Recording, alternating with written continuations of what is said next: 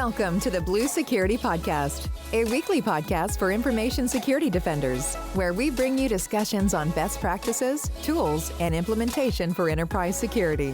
Now, here are your hosts for today's show, Andy Jha and Adam Brewer. Welcome to this week's episode of the Blue Security Podcast. I'm Andy, your host. I'm Adam, your co-host. This week, there were several high-profile Twitter/X accounts that were hacked by crypto phishing type organizations. And among them were some pretty big ones like Mandiant, which is the security firm purchased by Google, and the Security Exchange Commissions, the SEC. And initially, Mandiant had said that there was MFA protecting the account. But then after their investigation, they said, hey, it was a brute force attack. And if you know what a brute force attack is, a lot of security researchers on Twitter were like, hey, if you're saying it's a brute force attack, that means that you didn't have MFA enabled, and it probably also was a fairly weak password. And then, of course, they said, yes, there wasn't MFA, and they were in the state of transitioning teams for that particular account, and so they didn't have it. The SEC also didn't have MFA, and now some of the senators and congressmen are wanting to do an investigation into why the SEC didn't have MFA on their X account.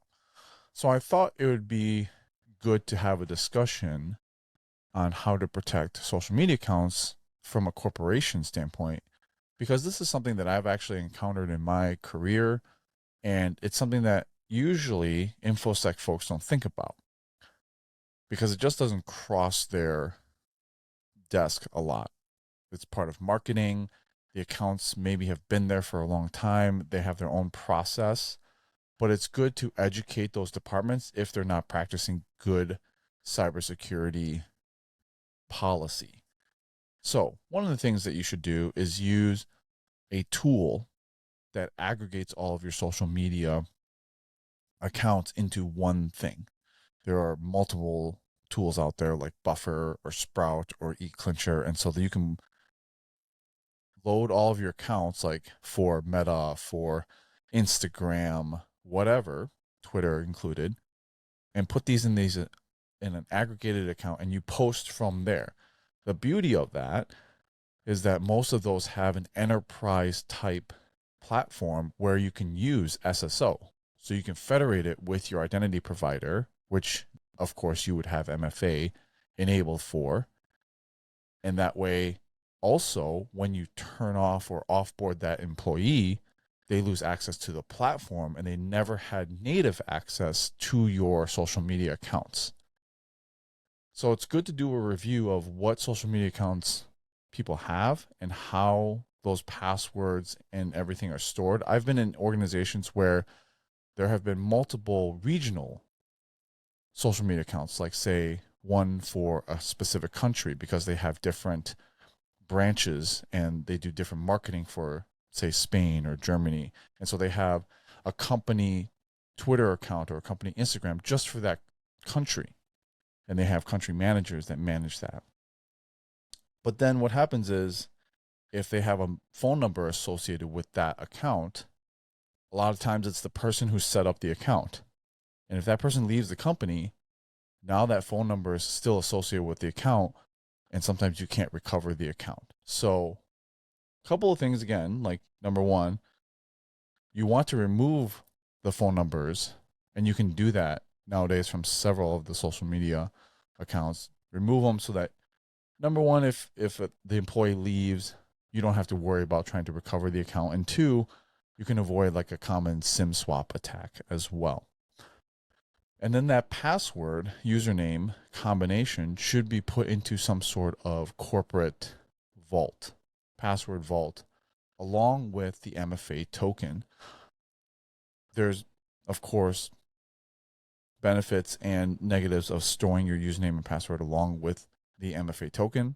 But in this case, I think one would argue that having MFA enabled is better than not having it and storing those MFA tokens along with the username and password in some sort of password vault, like a Bitwarden Enterprise or a 1Password Enterprise, some sort of enterprise password vault solution. So those are a couple things that are on my mind. Adam, what are your thoughts on this?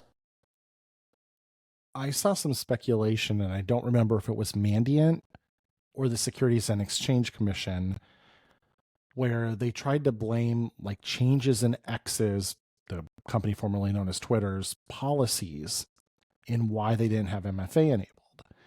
And I think what they're getting at is, if you'll recall, X removed the ability to use, I believe it was like SMS authentication or phone-based authentication, unless you were a paid member, whatever their subscription's called nowadays. And if you weren't, then they just removed it from you. So, and there was a whole bunch of uproar at the time amongst security professionals that in order to save a buck, Elon was going to turn off MFA for a number of accounts. Well, it's possible, and this was speculative, that maybe that exact scenario did indeed come to fruition, where MFA was enabled because an account wasn't a paid account, and now it was single factor, and then it was able to be brute forced. And I forget which one it was, Andy, but it doesn't really matter. Either way, that's a good thing to go check. And actually, in some ways, Elon did you all a favor because, as Andy talked about, phone-based transport methods are susceptible to things like SIM swap or insider risk at the cellular companies. And you can mitigate that risk by not using that methodology. So again, in some ways, Elon did you a favor, but still, definitely a good thing to go check if you are a premium subscriber on X to make sure that you're not using it. Or if you are not a premium subscriber, that it got taken away and maybe your 2FA just got turned off because you're not using any other methodology. So a good thing to investigate. Otherwise, Andy, I think you nailed it. And really, if you think back to those social media tools, and you called out like Buffer, Sprout, their purpose is to create that layer of abstraction instead of using native tooling. Well, if you think about a lot of what we do in cybersecurity, it revolves around this concept where if I can stick a layer of abstraction in there, some sort of control plane that we can manage, it creates potentially better security. And you talked about it then with using enterprise identity for single sign-on to potentially one of those social media platforms, because a lot of social media platforms don't support enterprise SSO built in, which is a soapbox item for another day. But if you want to do that, this is the best method. And, you know, you think about with anything else like laps as an example. We all remember like the old days in which, an administrator left the company. Well, we're going to have to go change the default administrator password on all our workstations. Like that's what social media teams have been doing as people leave social media jobs for a while is crap. We got to go rotate the Twitter password and change the MFA configuration away from their phone. And if we create that layer of abstraction, we prevent that fire drill. Oh, they don't work for us anymore. Cool. We'll cut off their access to buffer and move on with life. Much better, much more secure. So this is something, you know, it may not be quote unquote mission critical, but it's one of the most visible aspects of your organization. And so being extra buttoned up on security here is probably really important. And probably the teams you're working with, cybersecurity is not always top of mind for them, but should be, just like with executives, to where it's an extremely attractive target. So I think you nailed all the highlights here. And it does go to show, I mean, it can literally happen to anyone. Mandiant is a security company and a darn good one at that. Definitely have a lot of respect for what they do. And even they got bit here. So make sure you're buttoned up on social media. You remember a few months ago, 23andMe was quote unquote breached. And the way that they were breached was through credential stuffing. So a bunch of passwords and usernames from maybe other sites were then used to stuff 23andMe's user base. And 23andMe had this particular feature where if you enabled it, it would link you up with other people who were similar ethnicity or race or, you know, from where you come from. And in reality, 23andMe wasn't breached from a security standpoint. Their users were breached because it was a credential stuffing attack. So now 23andMe is facing more than 30 lawsuits from its victims due to that. And they're really deflecting the blame to the victims because they're saying, hey, you should have had MFA enabled for your account. So I think this is more of a lesson, and we had touched on this when we broke the news of the initial data breach, that if you are handling sensitive information specifically for customers, not necessarily your sensitive information from a company standpoint, right? 23andMe has a lot of their customers' data, which is very sensitive. It's hereditary, it's DNA, it's immutable. Immutable data, right? This is where you should make the decision to force MFA. If you create an account here, hey, by the way, there's sensitive data involved, please associate at a bare minimum, maybe even just a phone number with MFA. So, and maybe something like in the future, hopefully like passkeys, so you can get rid of passwords. But at the very minimum, the tyranny of the default should be MFA, because we all know in cybersecurity, if it's not turned on, there's a very small percentage of people who are actually going to go and seek that setting. The majority of people are just going to go on with life, put in something that they know already, their email address, and maybe a variation of some password that they've already memorized, and just move on. And so at this point, it should be pretty much the default that if you're doing something like this, banking, healthcare, force your users to enable MFA. That should be built into your application. Andy, who is the common blog writer for Microsoft's identity platform? Alex Weiner. I answered my own question as I was talking through it. Alex Weiner has written a number of articles recently about some changes Microsoft has made to enforce more strict defaults on enterprise identities. And quick side note, Andy and I both work for Microsoft in our security business in field sales.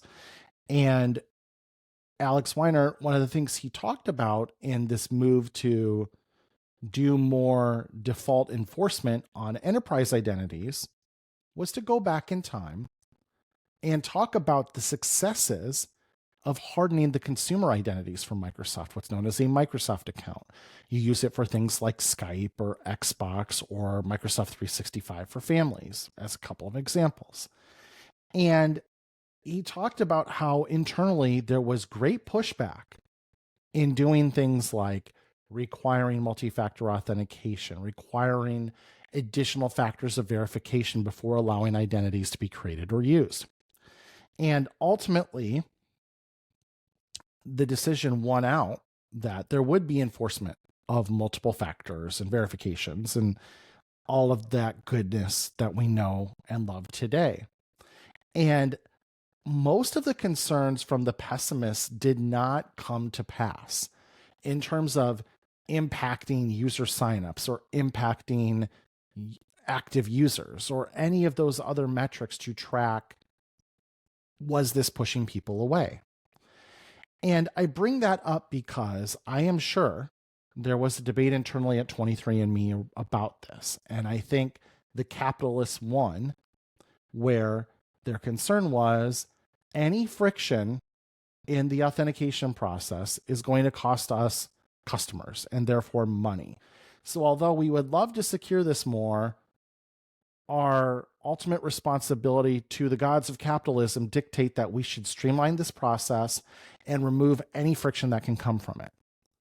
And I think ultimately they failed. Their responsibility and are now reaping the consequences of it, because you do have to prevent risk in your business too, at the same time as maximizing profit.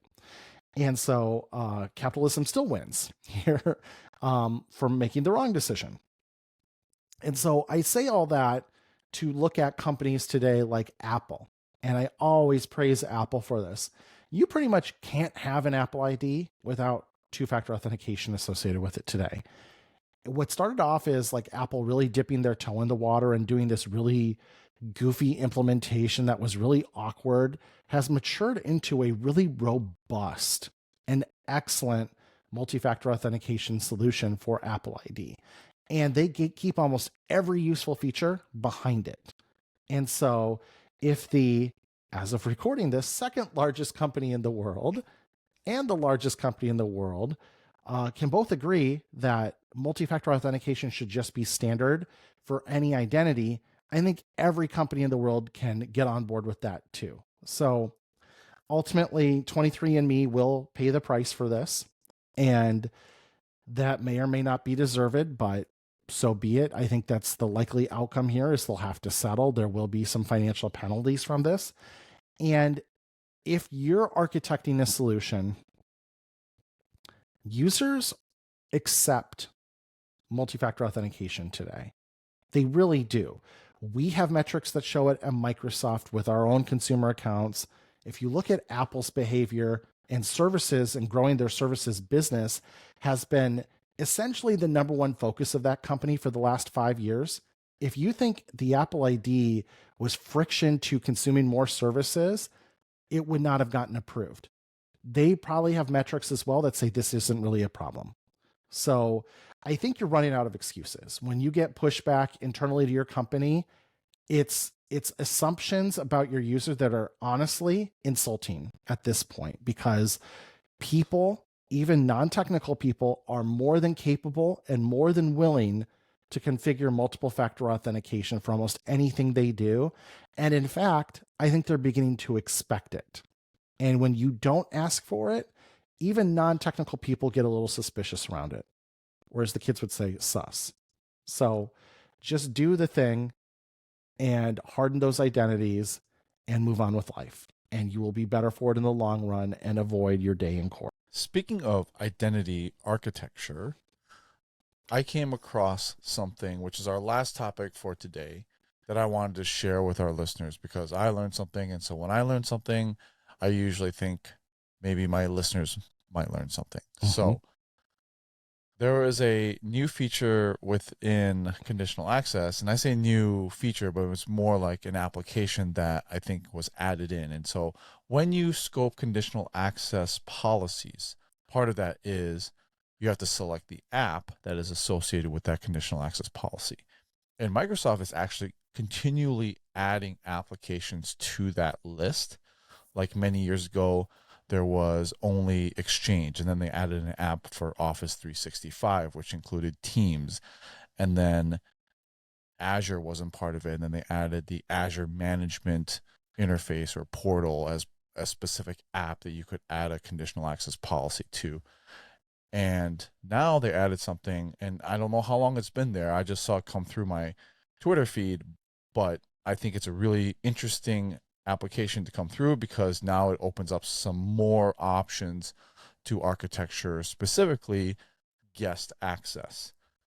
And so there's an app now for entitlement management, and that is a portion of Entra that you can use for different methods. Adam, can you give our listeners like the quick 50,000 foot view of what entitlement management entails for Entra? Absolutely. So entitlement management is a component of Entra ID P2.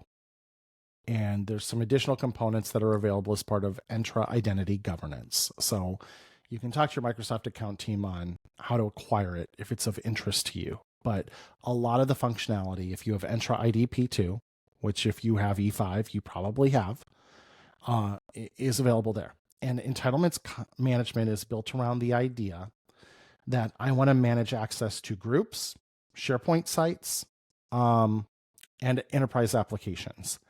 And I can do that by building an entitlement package. And a package can include access to any of those things. And then I can configure policy around it. How do you request access to this package? Is there an approval process? How long do you have access before it expires? Can you do self-service renewal, or does there have to be human approval again? So on and so forth. So what's great about it is you can absolutely configure a self-service architecture where your people can go to entitlements management and say, hey, I need access to this thing. And they can click add this access essentially. And it will either happen automatically or an approval will be routed to a human who, if they approve it, everything just happens. And so scenarios where I see a lot of value in this are anything where you may have someone in the business who needs to make a lot of changes to maybe access management for a thing. And maybe going through IT every time, or your identity team is just, it's too high bandwidth for all of those people, because we just need to put the management of that closer to the people doing it. So I always think of, like, I worked at a couple of companies that had internal call centers, and call centers have a lot of turnover with their people. And so as opposed to the call center manager having to open a ticket every time, or call the help desk, or go through some sort of process to have a move, add, change, delete, whatever happen, they could just manage it themselves through an entitlements package. Really, really valuable type use case for this solution. So I think that hit everything about entitlements management. Did I forget anything, Andy? No, essentially what it does is, for the most part, like you said, allows users to self-service and add themselves to usually a group, and that group has access to a thing, whether it be a SharePoint or a specific permission even, or an application. And so it allows self-service, which takes out a lot of that high bandwidth stuff that you're talking about, where someone has to approve it. Now, you could, of course, like you said, Adam, have a human approve it with an approval chain, and you can have these things expire, which again opens up a lot of options where people change positions, or they leave the company, or you want to do a review and you just want to make sure that people have the right access to things and not be over permissioned or have too much access to all the things, which is, of course, a very common issue at a lot of companies. So think about this specifically. Of course, there's a lot of different ways that you can use conditional access with entitlement management, but one of the ways in the documentation is specifically for guest access. And we've had some discussions on this show about whether or not to gate or block guest access. There's some companies who just straight up block guest access, and then they have to go through some sort of kludgy way to share things. Some have it completely wide open. Some have it, some sort of governance in between. But what you can do with this is, if you have access to entitlement management, you use conditional access to say, block all guest access to all apps, with the exception of entitlement management and a specific security group that is then part of that entitlement management. So a guest would have access to entitlement management through myaccess.microsoft.com. Like, you share them a thing, and then they say, oh, we have to go to myaccess.microsoft.com, and you can then request access to a security group that would be exempt from the block policy. We'll link the documentation so you can read through it. But when it's part of entitlement management, specifically guest access, now you can again add approval chains through it. You can also add expiration, and there's built-in access reviews as part of that. So you can review the specific security group that all the guests are a part of, and then figure out, should they have access. You can then make more granular policies and say, I only want access to these specific apps, not these apps for the guests, based on that security group. So when I saw this, it kind of just got some ideas rolling in my head about how I would architecture and streamline guest access through entitlement management using conditional access. And I think if you have access to that licensing, or if you're interested in kind of scoping down, I know that guest access is one of those hotly debated topics among a lot of organizations. If you're interested in kind of streamlining it, I think it would be well worth your time to walk through at least the documentation and read through it and try to understand it. And then, of course, you would need the licensing in order to use entitlement management. So if you're not familiar with how Entra ID works, as far as Andy was talking about there being different applications you can configure, one of the differentiators of Entra ID versus any other cloud identity platform is that the components of the Microsoft Cloud are exposed within it, and you can get granular down to an application level. So if you're a third-party IDP, if you're Okta, everything in Microsoft you treat as one single enterprise application. You can't get more granular than that. So you can't do anything around, well, I want to allow access to Intune enrollment, but not this, or I want to allow access to the Azure portal, but not that. What you can do in Entra ID is you can do exactly as Andy said, down to the individual application level. And so that's what's really new here, is a new application has been exposed. And so the concept Andy's explaining, think of it almost like a captive portal. When you go to a new Wi-Fi for the first time, you know how you get that pop-up and you have to accept or maybe put in a password if it's a hotel before you get access to a thing. Think of it like this. So when a guest identity is first created, it's going to hit that conditional access policy that says the only thing you can access is entitlements management. Well, you go there, there's an entitlement package that might be really simple. It might be, hey, agree to these terms and conditions, and we'll put you in an approved guest user access group. And we'll set an expiration of it of 90 days, maybe for kicks as well. Once you're in that group, now you get excluded from that conditional access policy. You have the access to the thing you were trying to access initially. Now, after 90 days are up, your access may expire automatically, and you have to go back to entitlement management to renew it. Just like on Wi-Fi, you may get kicked back to that captive portal after so many days where it forgets your MAC address and you have to reapprove it, and then it remembers your MAC address for a period of time. Very similar concept here. So almost think of it as like that captive portal where you have to maybe accept terms and conditions, or you might need a human to approve it or whatever before you pass through that gate. And now you're subject to the rest of the security controls that are in place, the rest of the access management controls that are in place. Because as I always point out, guest users by default in Entra ID, they don't have access to anything interesting or useful. So it's not like guest users really represent this major security issue. However, it's just organizations sleep better at night if they have at least some semblance of governance around it. They know how long they've been out there. They know inactive identities have been purged or at least disabled. And this is a really simple way to get to that state by stitching together a simple conditional access policy and a simple entitlements management package as one example.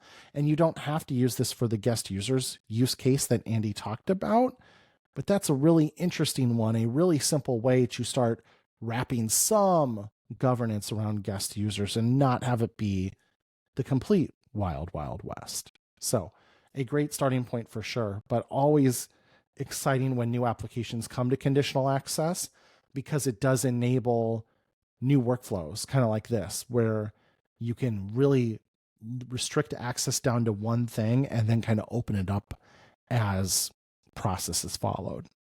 So really interesting stuff here. Yeah, I love your example, because for me, it speaks to me as an identity admin, previous identity admin. And I think any identity admin has a little bit of OCD tendencies where you just want to make sure everything's buttoned up and cleaned up. And so that 90-day expiration date where you just know that they don't have access after that, it's just a nice clean break. You know, if they're not active for 90 days, they would have to re-up and re-accept if they wanted access again to your organization. It's kind of like on all the streaming sites. Hey, are you still watching? Mm-hmm. It's like, hey, do you still need access? I mean, that's cool if you do. Just click here and we'll get you going again. But if you don't, then we're going to cut you off here after 90 days. I mean, that's super simple and just, again, gives you those warm fuzzies that anyone who's not active doesn't have an identity out there that can be used. Yep. Well, that's our show for this week. Thanks for watching and listening as always. Our contact information, as well as the links to the topics that we talked about this week, will be in the show notes. Please reach out if you have any topics you want us to talk about in the future or questions about the show. Thanks. We'll talk to you guys next week. Thank you for listening to the Blue Security Podcast. Please check out the show notes, catch up on episodes you may have missed, and subscribe so you don't miss any future episodes. Find Andy on Twitter @AJaw0 and Adam @AJ Brewer. See you at our next episode.